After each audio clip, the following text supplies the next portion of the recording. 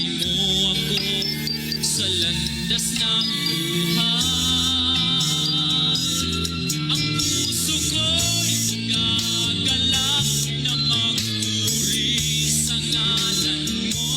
Ang himig ko'y laging laan sa pagsamba lamang sa'yo.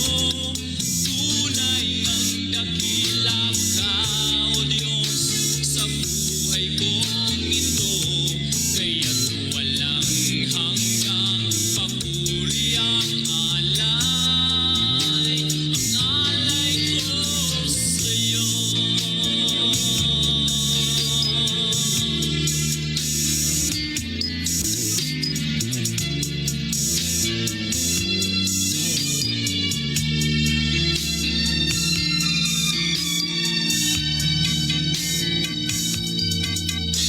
Ang buhay ko ngayon payapa at mayroong kulay. Pinatawad at binago mong tunay. Tanging ikaw, Jesus, ang aking pag-asang taglay. Sa pagsubok man, ikaw ang karamay. Ang puso ko'y gagalak na magpuri sa ngalan mo. Ang himig ko'y naglaan sa pagsamba lamang sa'yo.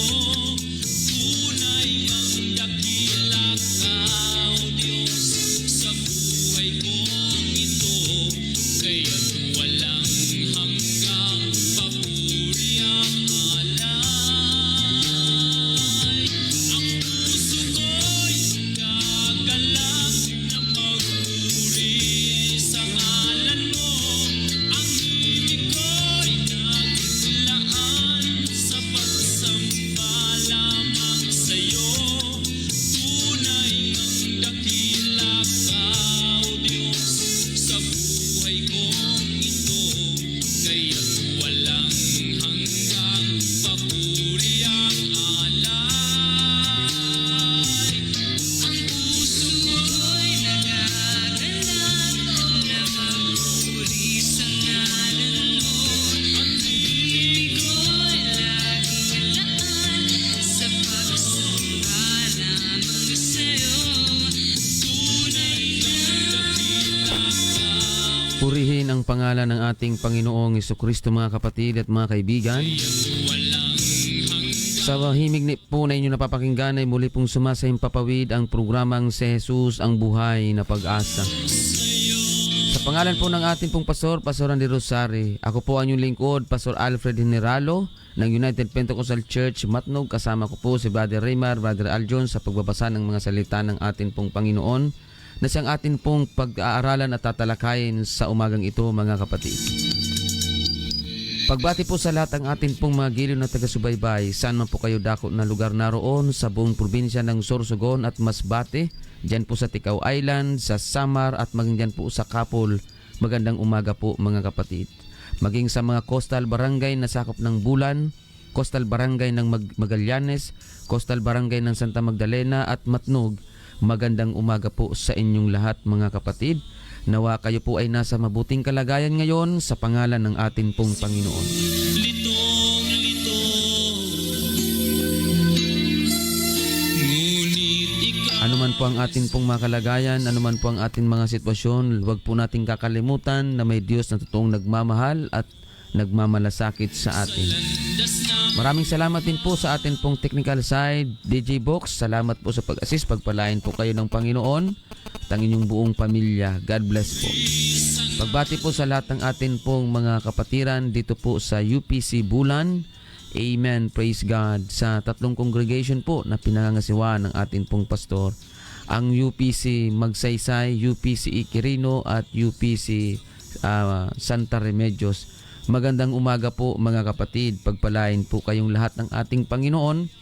Amen. Lalo na po sa lahat ng atin pong mga leaders and elders dito sa church ng UPC Bulan. Magandang umaga po sa inyong lahat, maging sa mga cell group leaders, magandang umaga po sa inyo. Pagpalain po kayo ng Panginoon. Maraming salamat po sa inyong sa inyong dedikasyon sa paglilingkod sa atin pong Panginoon. Maging sa lahat ng atin pong mga kapatiran. Amen. Diyan po sa Barangay San Juan Daan, diyan po sa Hamurawon. Amen. Maging mga kapatiran natin diyan sa Barangay Lahong, diyan Brother Edmond, Sister Laura Gumban. Pagbati din po sa atin pong mga kapatiran diyan sa Zone 2, ang Bacchio family, diyan po sa JP Laurel, ang Mustoles family at Jocarisa family. Magandang umaga po sa inyo. Maging ang mga kapatiran po natin dyan sa Zone 7, ang Julian family, ang Retoma family, good morning. And also ang mga kapatiran natin dito sa Managanaga, ang Madrona family at ang Abanyo family. Magandang umaga po sa inyong lahat mga kapatid. Pagpalain po kayo ng Panginoon. Maging ang atin pong mga kapatiran dyan sa Las Palmas. Amen. Sina Mama Nancy, good morning po. Pagpalain po kayo ng Panginoon. Praise God. And also ang atin pong mga Facebook live viewers. Praise the Lord. Sister Christy Disoyo, good morning. Sister Yoli Albao, good morning po. Sister Yoli, pagpalain po kayo ng Panginoon. And Brother Felipe Iscresa, pagpalain po kayo ng Panginoon. Brother Daniel Marahay, magandang umaga po. Pagpalain kayo ng Panginoon. Maging Sister Margie Isiha, dyan po sa Santa Remedios. Pagbati din po kina Tatay Jose, kina Nanay Puring, kina Brother Jimmy Himi, sina Brother Ramil at ang mga Soledad family, ang Isiha family at Guneo family. Amen. Magandang umaga po sa inyo. Sister Divine Espela Guyal, Sister Anna May Nidia, good morning Sister Anna May. And hoping and praying po sa iyong kapatid. We pray for divine healing ng Panginoon, and we pray for financial blessing. Amen. And provision sa hospitalization. Amen. Pagpalain po kayo ng Panginoon. Praise the Lord. At maging sa lahat ng atin pong mga kapatiran dito po sa Matnog, pagpalain po kayo ng Panginoon. Mga kapatiran natin dyan sa Manurabi, maging dyan po sa sentro ng Matnog, magandang umaga sa inyong lahat mga kapatid. Magpatuloy lamang po tayo sa paglilingkod sa Diyos hanggang sa kanyang muling pagbabalik. Maging higit sa lahat ng atin pong mga tagapakinig sa radio, sa mga kababayan natin na taimtim na nakikinig at patuloy na sumusubaybay sa programang itong si Jesus ang Buhay na Pag-asa. Magandang umaga po sa inyong lahat. Pagpalain po kayo ng ating Panginoong Hesukristo mga kapatid. Praise the Lord. Amen. At kung kayo po ay mayroong mga katanungan, pwede nyo po akong tawagan o di kaya i-text sa CP number 0967-364-7164. 0967-364-7164. Yan po ang aking contact number mga kapatid. Sister Helen Hailo, good morning. Sister Nancy Dangla, Brother Andy Orozco, good morning po. Pagpalain po kayo ng atin pong Panginoon. Sa pagkakataong ito mga kapatid, amen. Magandang umaga po muli sa atin pong Senior Pastor, Pastor Randy Rosario, Pastora Maricar dyan po sa Iquirino.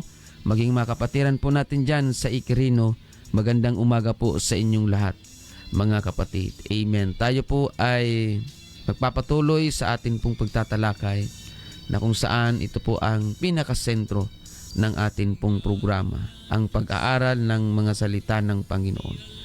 Simulan po natin mga kapatid sa ating pananalangin.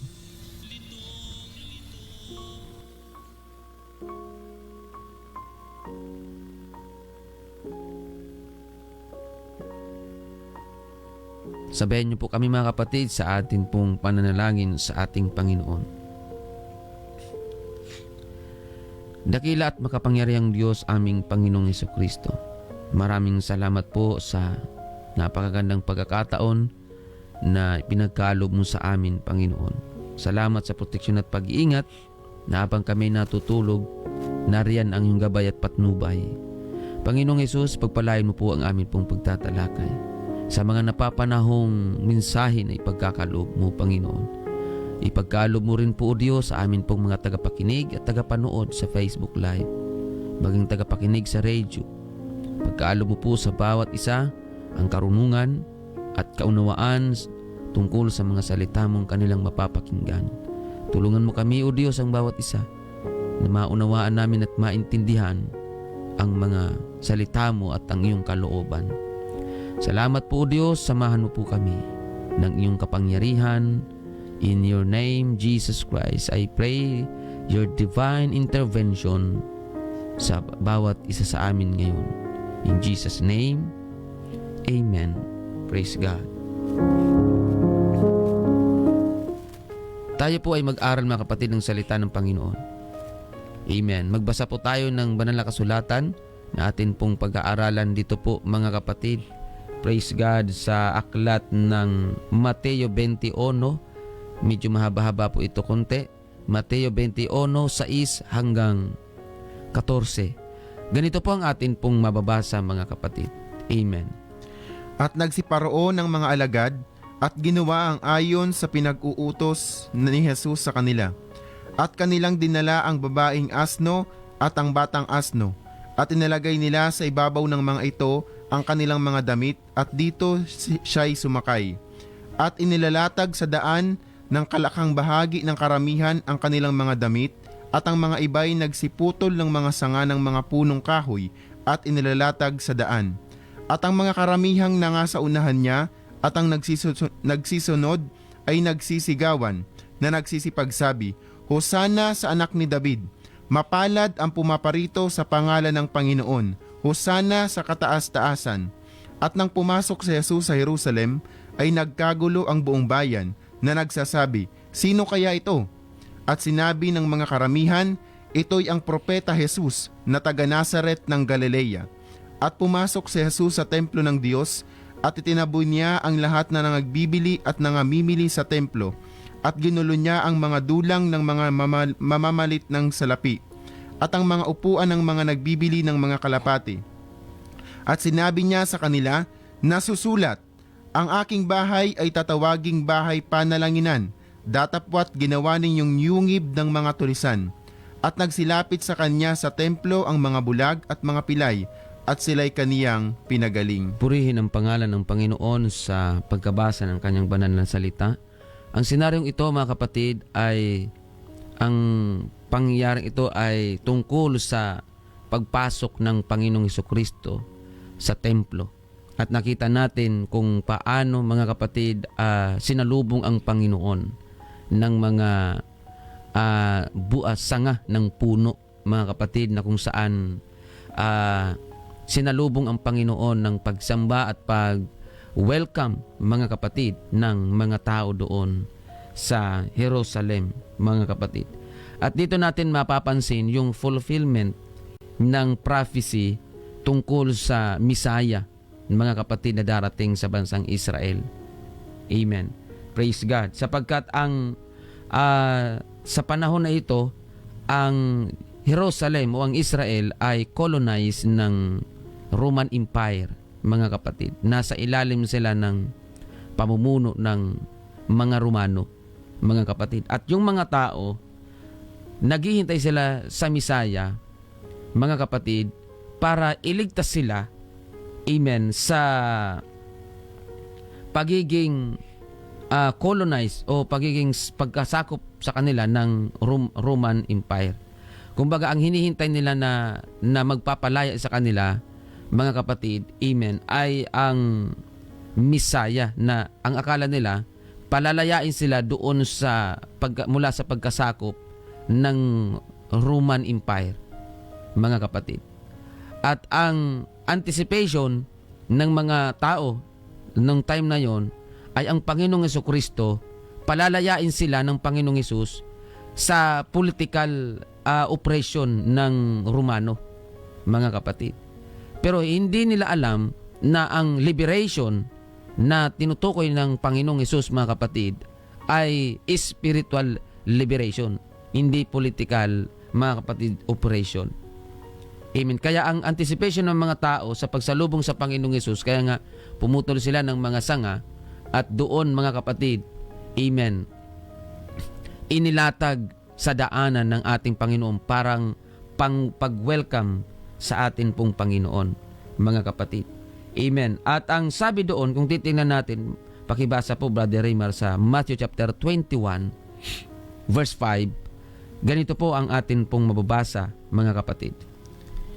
Sabihin ninyo sa anak na babae ng Siyon, narito, ang hari mo'y pumaparito sa iyo na maamo at nakasakay sa isang asno at sa isang batang asno na anak ng babaeng asno. Amen. Praise God. So, ito po mga kapatid, yung kinote na prophecy tungkol doon sa pagparito, mga kapatid, ng hari ng Israel. Amen. So, mas pinili ng Panginoon na sumakay siya sa batang asno kaysa sa pandigma, yung war horse na tinatawag, mga kapatid. Akala kasi ang anticipation kasi ng mga tao, yung hari nila ipapanganak sa royal, kumbaga sa magandang lugar, ipapanganak sa palasyo, at mga kapatid, nakasakay, mga kapatid, sa talagang pandigma na sakay, kagaya ng kabayo. Kasi during those times, mga kapatid, may yung kabayo, may kabayong pandigma, mga kapatid, ay nagre-represent yon ng tawag doon yung kingship at yung pagiging dominant at pagiging matapang nung hari, mga kapatid. Amen. Pero ang Panginoong Jesucristo, mas pinili niya sumakay sa batang asno, at yung sinakayan niya, mga kapatid, na batang asno, hindi pa yun nasasakyan kahit isang beses. First time pa lang niya sakyan yun. At sa pag-aaral, mga kapatid, yung batang asno, kapag first time pa lang isakay, nagpupumiglas yan. Kasi ang asno, tinitrain yan, mga kapatid, bago yan talagang masakyan mo ng maayos at magiging maamo. Pero mga kapatid, amen, ipinakita ng Panginoong Hesus nung siya sumakay sa kabayo, sa batang asno, mga kapatid, yung kanyang pagpapakumbaba, mga kapatid, amen, at pagiging mapayapa, mga kapatid, para bigyan ng spiritual liberation ang mga Israelites, mga kapatid, kaysa sa political conquest. Ang anticipation kasi ng mga tao, kagaya ng sinabi natin kanina, yung time na yon, ay yung palayain sila doon sa pagkasakop sa Roman Empire. Pero hindi nila alam, spiritual liberation po ang nais ng Panginoon sa bansang Israel. Kagaya sa atin, mga kapatid, spiritual liberation po ang ginawa ng Panginoon sa atin. Hindi naman talaga, mga kapatid, yung political conquest, mga kapatid, ang tinutukoy ng Panginoon. Purihin ang pangalan ng Panginoon. Amen. Sa verse 9 ng chapter 21, tingnan natin ang sinasabi dito, mga kapatid. At ang mga karamihang na nga sa unahan niya at ang nagsisunod ay nagsisigawan na nagsisipagsabi, Hosana sa anak ni David, mapalad ang pumaparito sa pangalan ng Panginoon, Hosana sa kataas-taasan. Amen. Ito, mga kapatid, na nung ang Panginoong Hesus ay papasok, kumuha sila ng mga sanga ng punong kahoy, mga kapatid. Ito yun ngayon na pinagdidiwang ng mundo na tinatawag nilang palaspas. Dito po yung kinuha, yung idea na ito, na pag-welcome doon sa atin pong Panginoon. Kaya kung mapapansin natin, yung tinatawag na mahal na araw, mula yan sa palaspas. Kasi pag-welcome yun sa Panginoon hanggang sa ang Panginoong Hesus, mga kapatid, ay ipako sa krus. Kasi dito po nagsimula, mga kapatid, na pag-initan ang Panginoong Hesus ng mga tao.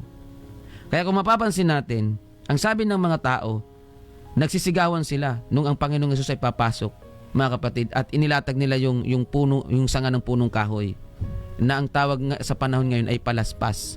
Pero hindi po yung palaspas, ano po yun? Mga sanga ng punong kahoy yun, mga kapatid. At ang sabi ng mga tao, mapalad ang pumaparito sa pangalan ng Panginoon, Hosana sa kataas-taasan. At yung titingnan natin, mga kapatid, sa mga susunod na pag-aaral at sa mga susunod na pagbabasa ng Book of Matthew chapter 21, yung mga sumisigaw sa Panginoon na Husana, Husana sa kataas-taasan, sila din yung sumigaw na ipako si Kristo sa krus. Pero nung ang Panginoong Yesus ay paparating pa lang, mga kapatid, wini-welcome nila yung mga tao na sumisigaw na Husana na yung dumarating sa pangalan ng Panginoon, yung pumaparito sa pangalan ng Panginoon, Husana sa kataas-taasan. Ang akala nila, ang Panginoong Yesus ang magpapalaya sa kanila doon sa pagkasakop ng Roman Empire. Pero pagdating, mga kapatid, matatalakay natin yan ngayon, mga kapatid, hindi yun nangyari. Yung anticipation ng mga tao, mga kapatid, yung expectation ng mga tao sa Panginoong Yesus, hindi yun nangyari. Dahil iba po, mga kapatid, amen, ang ginawa ng Panginoon na pagpapalaya sa bansang Israel. Spiritual liberation, mga kapatid, ang ginawa ng Panginoong Yesus sa bansang Israel. Pagtubos. Hindi para palayain doon sa pagkasakop ng Roman Empire. Ng Roman Empire, mga kapatid. Kaya yung mga tao na sumigaw na Husana sa kataas-taasan, sila din po yung mga tao na sumigaw na ipako si Kristo sa krus. Mga kapatid. Kaya dito natin makikita yung totoong pagsamba at totoong pagkilala sa Panginoon. Mga kapatid. Amen. Matthew chapter 21 verse 7 to 9, 7 to 8, mga kapatid, pakinggan natin ang sinasabi ng Biblia. At kanilang dinala ang babaeng asno at ang batang asno, at inilagay nila sa ibabaw ng mga ito ang kanilang mga damit, at dito'y siya'y sumakay. At inilatag sa daan ang kalakhang bahagi ng karamihan ang kanilang mga damit, at ang mga iba'y nagsiputol ng mga sanga ng mga punong kahoy at inilatag sa daan. Amen. So, ito po yung mga sinasabi natin kanina, na nung ang Panginoong Yesus ay papasok, hindi lang pala sanga ng punong kahoy, Brother Rimar, ang kinuha nila, pati yung kanilang mga damit. Inilatag nila sa daan, mga kapatid, sa pag-welcome sa atin pong Panginoon. Amen. Kaya, hindi po yung palaspas, sanga po yun ng punong kahoy.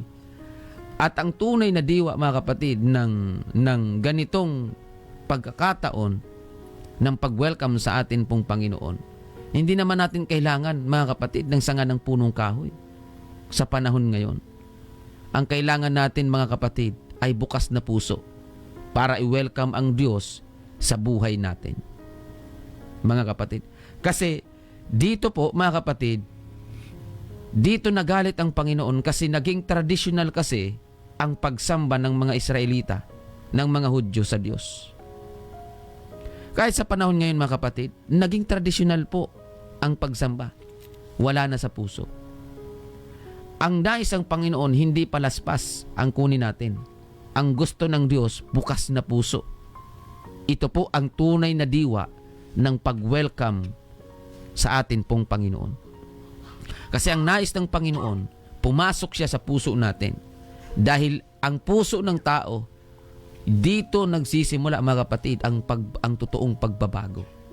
Sa puso at isip ng tao, mga kapatid. Kaya kung meron man tayong dapat gawin para sa alaala ng ginawa ng ating pong Panginoon, walang iba kundi buksan natin ang ating puso at isipan at i-welcome natin, mga kapatid, amen, ang Panginoong Hesukristo sa buhay natin bilang nag-iisang Diyos at tagapagligtas ng ating mga kaluluwa. At ito po, mga kapatid, ang prophecy sa Old Testament na nangyari po, amen, dito sa Matthew chapter 21 verse 7 to 8. Dito po sa Zechariah chapter 9 verse 9, pakinggan po natin. Magalak kang mainam, o anak na babae ng Siyon. Humiyaw ka, o anak na babae ng Jerusalem. Narito, ang iyong hari ay naparirito sa iyo. Siya'y ganap at may pagliligtas, mapagmababa at nakasakay sa isang asno, sa isang batang asno na anak ng asnong babae. Amen. Ito po, mga kapatid, ang katuparan. Praise God. Ang sabi dito, mapalad, magalak kang mainam, o anak na babae ng Siyon. Humiyaw ka, o anak na babae ng Jerusalem. Narito, ang iyong hari ay naparirito sa iyo, siya'y ganap at may pagliligtas. Mapagmababa, kaya ang Panginoong Jesucristo pinili niyang sumakay sa asno, batang asno, simbolo ng pagpapakumbaba. Mga kapatid, amen. At nakasakay sa isang asno, sa isang batang asno na anak ng asnong babae. Ito po mga kapatid, pagdating sa Matthew chapter 21, dito nagkaroon ng katuparan. Ibig sabihin, sa Old Testament pa lang, mayroon ng plano ang Diyos na magkakatawang tao talaga siya para sa bansang Israel. Mga kapatid, purihin ang pangalan ng Panginoon.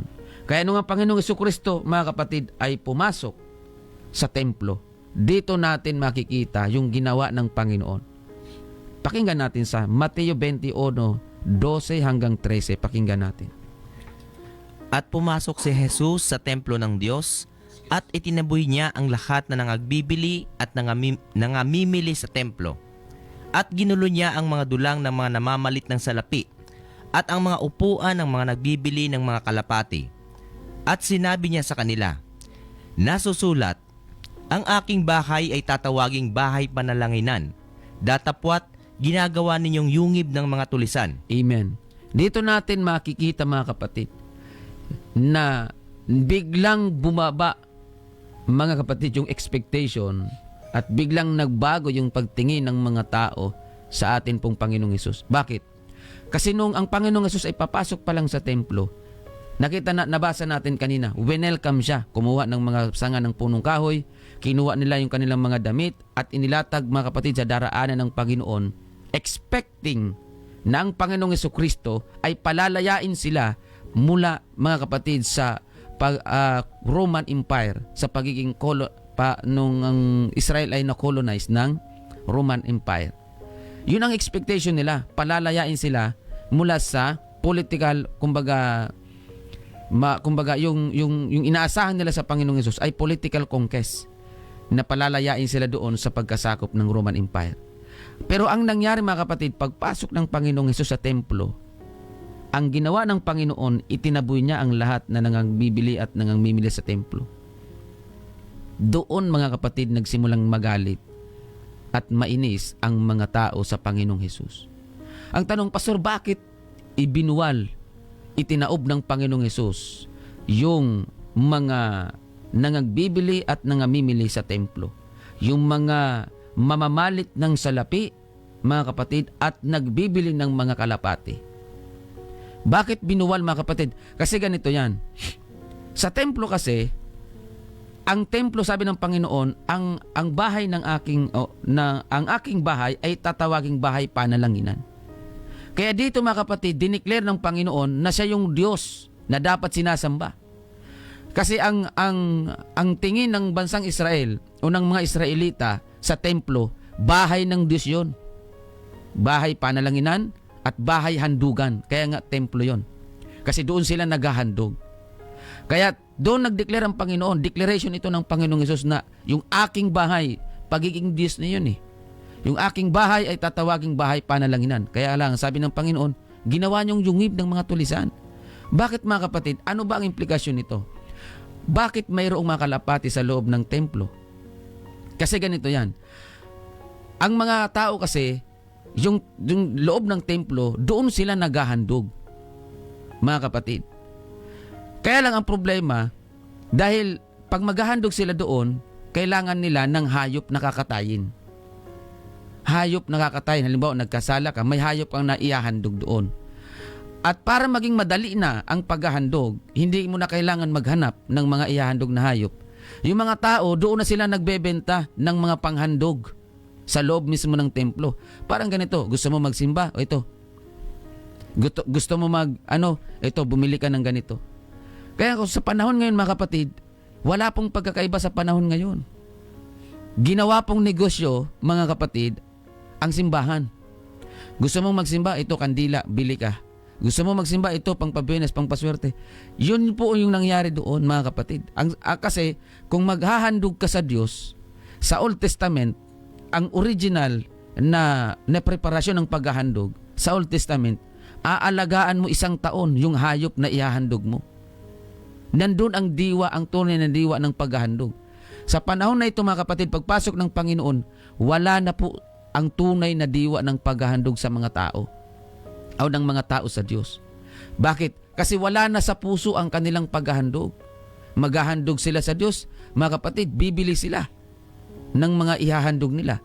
Pero originally, sa Old Testament, pag maghahandog ka, kailangan aalagaan mo yung ihahandog mo. Halimbawa, tupa. 1 taon pa lang bago ka maghandog, aalagaan mo yun. Halimbawa, maghahandog ka sa December. January pa lang, may aalagaan ka na natupa.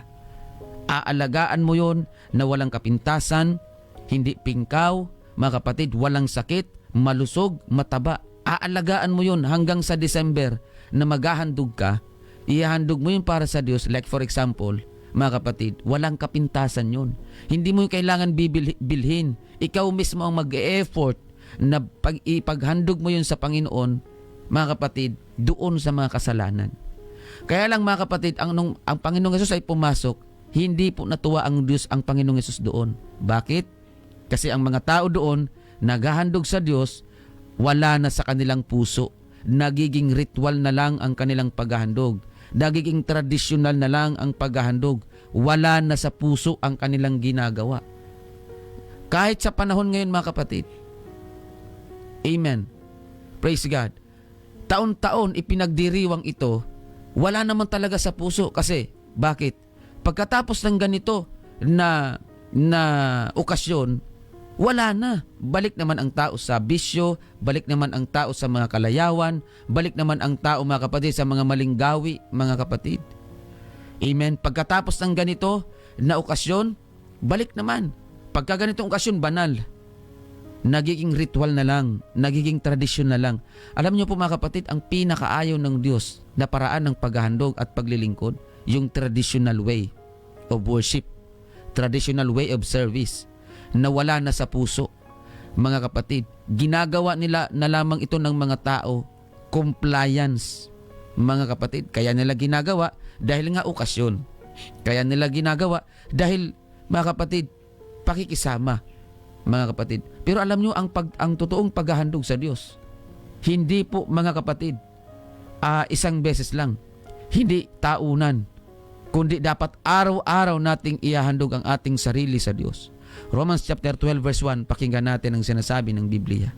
Kaya nga, mga kapatid, ipinamamanhi ko sa inyo, alang-alang sa mga kahabagan ng Diyos, na inyong iharap ang inyong mga katawan na isang haing buhay, banal, nakaaya-aya sa Diyos, na siya ninyong katampatang pagsamba. Amen. Mga kapatid, nung panahon ng Panginoong Hesus, mga kapatid, itinaob niya, ibinuwal niya mga kapatid ng mga mamimili ng mga kalapati. Kasi yung kalapati mga kapatid, ginagamit yun sa paghahandog. Mga kapatid, lahat ng mga mamimili, mamamalit ng salapi, amen, ginagamit nila yun. Doon nila binibili yung paghahandog. Yung mga kailangan sa paghahandog, doon na nila mismo binibili sa loob ng templo, which is mali. Halimbawa, yung templo kasi mga kapatid, lugar yun ng paghahandog at panalanginan. Mga kapatid, hindi yun tindahan. Mga kapatid, sa panahon ngayon, hindi na po hayop ang ihahandog natin, kundi ang ating mga sarili na ang ihahandog natin sa Diyos. Hindi para katayin, kundi para maglingkod. Para ibigay natin ang ating buhay sa Panginoon. Pastor, paano ba natin ibibigay ang buhay natin sa Diyos? Ibibigay natin ang ating buhay sa Panginoon sa pamamagitan ng ating pagsunod sa utos ng Panginoon. Kaya sabi ng Panginoon, if you love me, keep my commandments. At ang sabi sa Biblia na binasa natin, inyong iharap ang inyong mga katawan na isang haing buhay, mga kapatid, banal, nakaaya-aya sa Diyos, na siya ninyong katampatang pagsamba.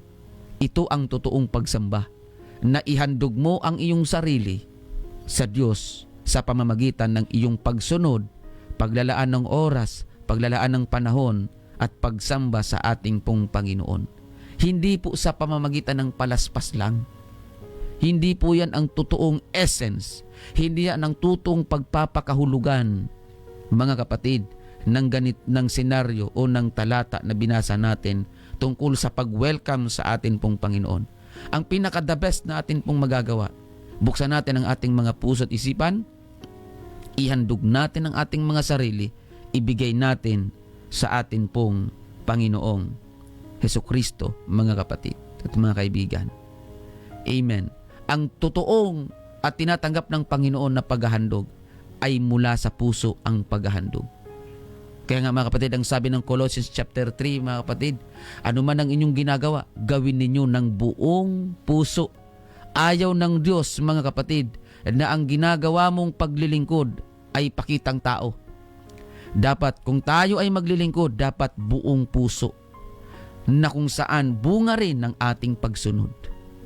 Kasi kung ano ang naiintindihan natin sa isip natin, gagawin natin yun ng may buong puso. Para sa Panginoon, hindi para sa mga tao. Hindi kamukha, mga kapatid, ng mga Israelita, ng mga Hudyo, mga kapatid, na ang ginagawa nilang pagsamba doon sa loob ng templo, traditional na lang, nagiging ritual na lang. Wala na sa puso ang kanilang paghahandog. Wala na sa puso ang kanilang ginagawa. Bakit, mga kapatid? Kaya nga doon nainis ang Panginoon. Kaya nga binuwal niya lahat yon. Inalis niya yun. Kasi, mga kapatid, amen, ginawa na nilang negosyo at yungib ng mga tulisan yun. Hindi po maaari yun. Yung templo ng Diyos sa panahon ngayon, tayo po yun. At ayaw ng Panginoon, mga kapatid, na yung katawan natin ay gamitin natin sa mga kalayawan at sa mga makasanlibutang gawain. Mga kapatid, purihin ang pangalan ng ating Panginoon.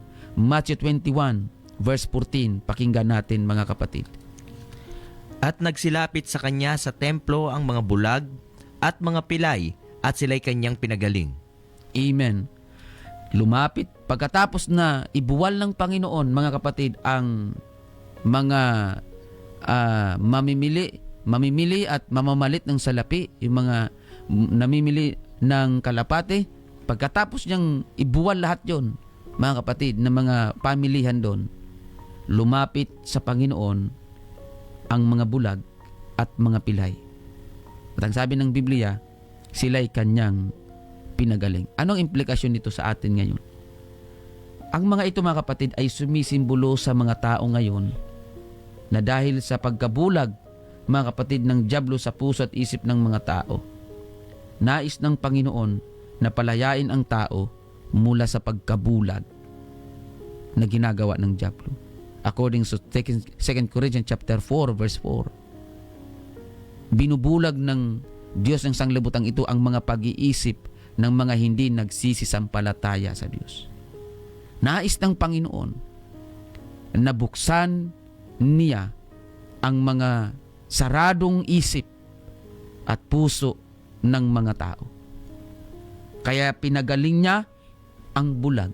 Kasi ang dyablo ay pilit na binubulag ang tao mula sa katotohanan at tunay na realidad ng buhay. Pilit, mga kapatid, binubulag. Pero nais ng Panginoon na buksan ang ating mga puso at isipan upang makilala natin ang katotohanan, na ang katotohanan na yan ay ang Panginoong Hesus mismo.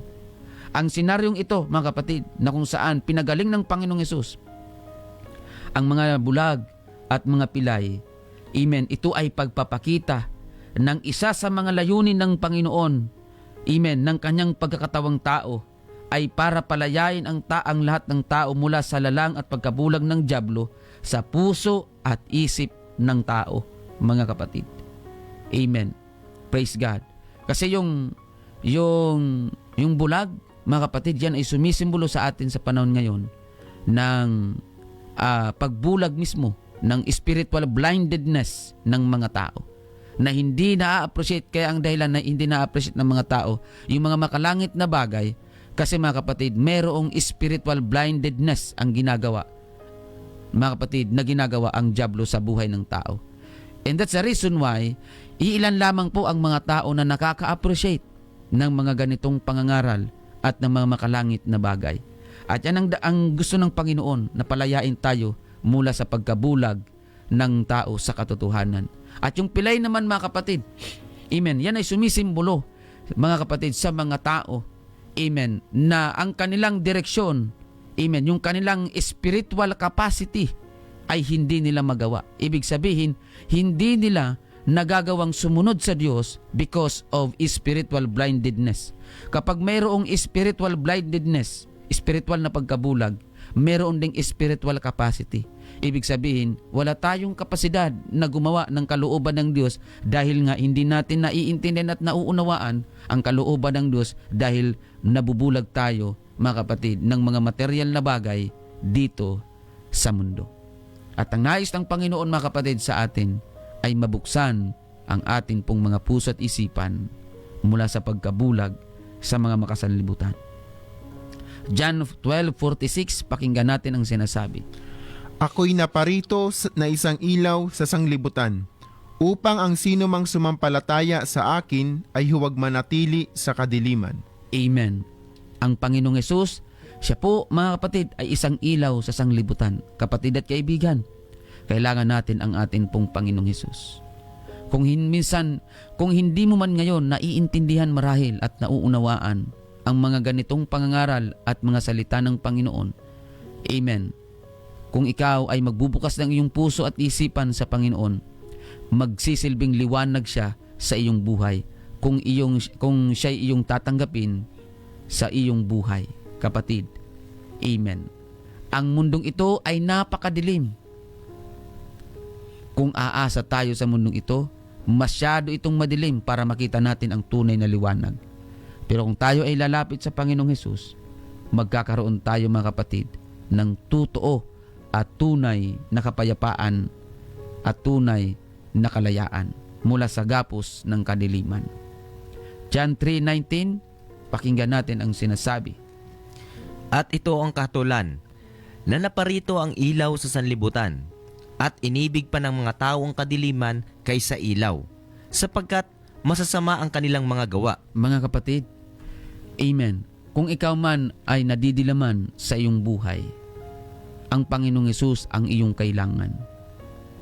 Mga kapatid, huwag natin piliin na manatili sa kadiliman, sapagkat ang sabi ng Biblia, naparito ang ilaw sa sanlibutan. Ang problema, mas inibig pa ng mga tao ang kadiliman kaysa ilaw, sapagkat masyadong masasama ang ginagawa ng mga tao. Mga kapatid at mga kaibigan, ito ay paalala ng Panginoon sa atin. Yakapin natin ang katotohanan na yan. Walang iba kundi ang ating pong Panginoong Hesus. Kung marahil ikaw man ay masyado nang nadidilaman at naaalipin ng mga bisyo at kalayawan at nais mo nang makalaya sa iyong sitwasyon ngayon, ang Panginoong Hesus, amen, ang kailangan mo, kapatid at kaibigan. Si Hesus ang ilaw ng sanglibutan. Si Hesus ang ilaw sa madilim na buhay na mundong ito. At higit sa lahat, si Jesus, si Jesucristo, ang ilaw ng atin pong buhay. Kung madilim ang iyong buhay, madiliman ang iyong nakaraan, kaya ng Diyos na paliwanagin yan kung ikaw ay tatanggap sa kanyang mga salita. Kung iyong bubuksan ang iyong puso at isipan sa atin pong Panginoon. Kapatid at kaibigan, mahal ka ng Panginoon. Mga kapatid, mahal ka ng Diyos. Ayaw ng Panginoong Hesus na tayo ay manatili sa kadiliman ng buhay na ito. Sapagkat kapag tayo ay namuhay sa madilim na buhay na pamumuhay, madilim din ang babagsakan at dulo at magiging resulta ng buhay natin, mga kapatid. Amen. Purihin ang pangalan ng atin pong Panginoong Hesukristo. John 11 verse 10, mga kapatid, pakinggan natin ang sinasabi. Ngunit ang isang taong lumalakad samantalang gabi ay natitisod siya, sapagkat walang ilaw sa kanya. Mahirap maglakad kapag madilim, mga kapatid, dahil hindi mo alam kung ano ang aapakan mo at hindi mo alam kung ano ang magiging direksyon mo. Mahirap maglakad ng gabi o madilim. Kaya kailangan natin, mga kapatid, ang ilaw na magsisilbing tanglaw sa atin pong mga daan na lalakaran. At ang ilaw na yan, mga kapatid, walang iba kundi ang ating Panginoong Hesukristo. na magsisilbing liwanag sa iyong mga landas. Mga kapatid, magsisilbing liwanag at magiging gabay sa iyong buhay. Mahirap mabuhay sa mundong ito na hindi mo alam kung ano ang tinatahak mong direksyon. Pero kung ikaw ay maglilingkod ngayon sa Panginoon, magkakaroon ng magandang direksyon ang iyong buhay. Kapatid at kaibigan, huwag mong hayaan na matatapos ang iyong buhay sa mundong ito na hindi mo alam kung saan ka patutungo. Huwag mong hayaan na matatapos at mauubos ang oras natin sa mundong ito na hindi natin alam kung saan ang ating dulo. Kapatid, kung ikaw ay yayak at tatanggapi, kung ikaw ay lalapit sa Panginoon, bubuksan mo ang iyong puso at isipan sa Panginoon, magkakaroon ng saysay at makabuluhan ang iyong buhay, mga kapatid. Amen. Dahil sa spiritual blindedness, nagkakaroon ng spiritual incapacity ang tao. Hindi natin nagagawa ang kalooban ng Diyos because of our spiritual blindness. Mga kapatid, amen. We are spiritual blinded dahil sa gawa at lalang ng dyablo. At ginagamit ng dyablo ang mga makasanlibutang bagay, mga kasakalayawan at kasiyahan sa mundong ito para bulagin at alisin ang tao, mga kapatid, sa katotohanan. Ang tunay na diwa ng pagsamba at paghahandog sa Diyos ay mula sa pusong pagsunod at paghahandog ng sarili para sa Diyos. Yan ang tunay na pag-aalaala sa mga ginawa ng atin pong Panginoong Jesucristo. Ang mundong ito ay diriwang, mga kapatid, at inaalaala nila, mga kapatid, ang ginawa ng Panginoong Jesucristo na paghahandog at pagtutubos sa kasalanan ng sangkatauhan. Ganun pa man, mga kapatid at mga kaibigan, hindi nais ng Panginoon na kung ano ang ginawa niya na pagpapako sa krus ay gawin mo rin para patawarin ka. Hindi po, kapatid. Amen. Hindi po inutos ng Biblia na para patawarin ka ng Diyos ay magpapako ka rin sa krus. Hindi po. Dahil ang layunin ng Panginoong Jesucristo kung bakit siya ay napako sa krus ay para tubusin ang kasalanan ng sangkatauhan. Pero kapag ikaw, ang dahilan mo ng pagpapako mo sa krus ay para tubusin ang kasalanan mo rin, ang sarili mo rin, mga kapatid, indikasyon lamang yan ng pagiging makasarili mo. Mga kapatid, dahil ang layunin ng Panginoong Jesucristo nung siya'y napako sa krus ng Kalbaryo ay para sa kasalanan ng sangkatauhan. Dahil ang Panginoong Jesucristo, wala siyang kasalanan. Ibig sabihin, walang rason para ipako siya sa krus. Kaya lang sa panahon ngayon, yung mga nagpapapako sa krus, sila yung may mga kasalanan. At ang dahilan ng kanilang pagpapako sa krus ay para sa kanilang kasalanan din. Hindi po tama yun. Dahil indikasyon lamang yun ng pagiging makasarili natin. Mga kapatid, ang tamang gawin natin para alalahanin natin yung ginawa ng Panginoong Hesus para sa sangkatauhan at para sa kasalanan natin, sumunod tayo sa Diyos. Ialay natin ang ating buhay sa Panginoon sa pamamagitan ng ating paglapit sa Kanya, pagtanggap sa mga salita niya, at paglilingkod at pagsamba sa pangalan ng Panginoong Jesucristo. Hindi mo kailangan pahirapan ang iyong sarili para patawarin ng Diyos. Ang kailangan mo lang ay ang bagbag na puso. Ang kailangan mo lang ay ang pagpapakumbaba sa Panginoon. Amen. At pagkatapos mong humingi ng tawad sa Diyos, tanggapin mo ang Kanyang salita. Manampalataya ka, magsisi ka sa iyong makasalanan, magpabautismo ka sa pangalan ng Panginoong Jesucristo sa ikapagpapatawad ng iyong makasalanan according to Acts chapter 2 verse 38. Amen. Yan ang instruction ng Panginoon para patawarin. Hindi mo kailangan saktan ang iyong sarili para patawarin ng Diyos dahil hindi po malupit ang Diyos.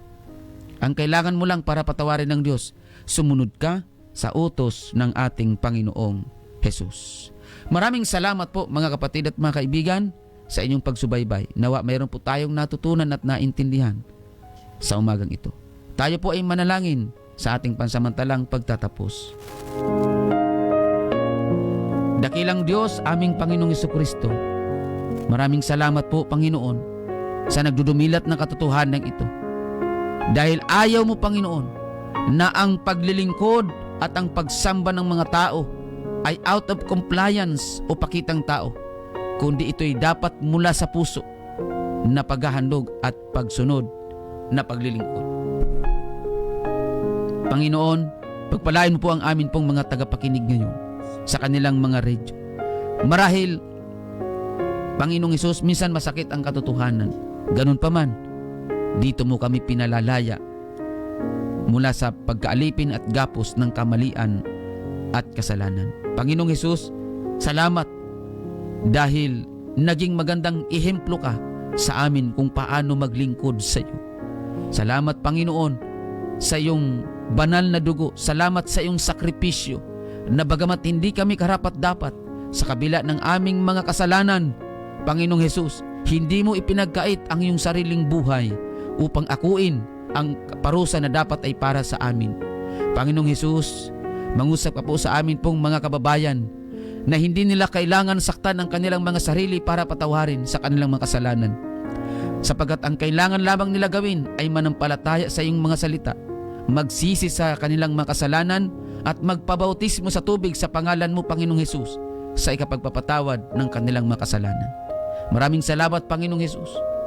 Tulungan mo po na maunawaan at maintindihan ito ng amin pong mga kababayan. In Jesus' name, Amen.